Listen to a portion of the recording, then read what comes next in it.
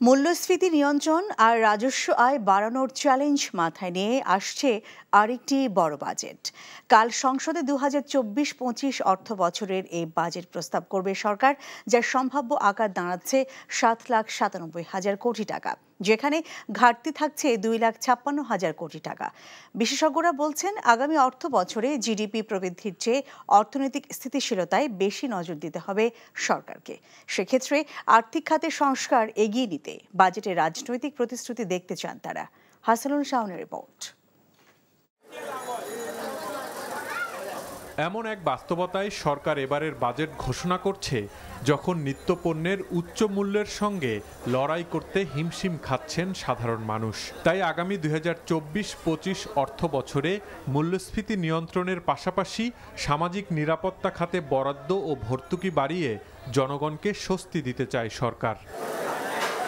সব মিলে 7,97,000 কোটি টাকার বাজেট ঘোষণা করতে যাচ্ছে সরকার, যার মধ্যে এনবিআর সহ নানা উৎস থেকে 5,41,000 কোটি টাকা আয় ধরা হয়েছে। ঘাটতি থাকছে 2,56,000 কোটি টাকা, যা জিডিপির 4.6%।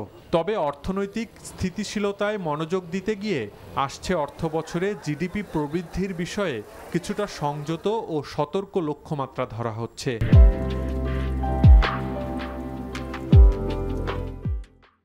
এবারের বাজেটে যতটা না প্রবৃদ্ধি, তার থেকেও বেশি হলো যে অর্থনৈতিক স্থিতিশীলতাটা পুনরুদ্ধার করা, ইনফ্লেশনটা কমানো, মনিটারি পলিসির সাথে ফিসকাল পলিসির যে অ্যালাইনমেন্ট, সেগুলোকে নিশ্চিত করা। এবারের বাজেটের বাস্তবায়নটা আর্জেন্সি দিয়ে এটাকে একটা দেখতে হবে, আদারওয়াইজ বিনিয়োগ কর্মসংস্থানের উপরে একটা বিরূপ প্রভাব পড়ার আশঙ্কা থেকে যাবে।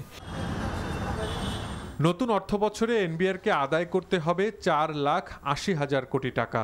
সেক্ষেত্রে ভ্যাট, শুল্ক এবং আয়কর এ তিন অংশেই আয় বাড়াতে চায় সরকার।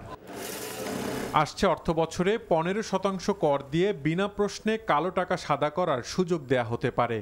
তবে বাড়ছে না করমুক্ত আয়সীমা, যা 3.5 লাখ টাকাই থাকছে। এছাড়া আইএমএফের শর্ত মেনে নানা খাতে দেয়া কর অব্যাহতি ও ছাড় কিছুটা কমিয়ে আনছে সরকার। বাজেটটা হওয়া উচিত সংস্কারমুখী, যে এই যে খুব গুরুত্বপূর্ণ যে সংস্কারগুলো অর্থনীতির জন্য দরকার, তার জন্য আমরা একটা স্ট্রং পলিটিক্যাল কমিটমেন্ট দেখতে চাই।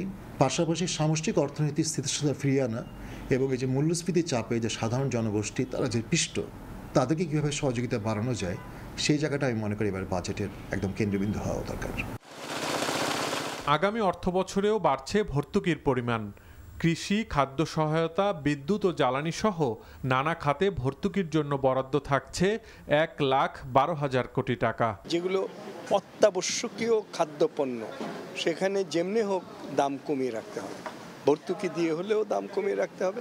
তারপর জ্বালানির ক্ষেত্রেও ভর্তুকি দিতে হবে, কৃষির ক্ষেত্রেও ভর্তুকি অব্যাহত রাখতে হবে। এছাড়া সরকার এরই মধ্যে আগামী অর্থবছরের জন্য 2,65,000 কোটি টাকার বার্ষিক উন্নয়ন কর্মসূচি অনুমোদন করেছে। বৃহস্পতিবার সংসদে অর্থমন্ত্রী আগামী অর্থবছরের বাজেট প্রস্তাব উপস্থাপন করবেন। Hasanul Shaon, NTV news, Dhaka.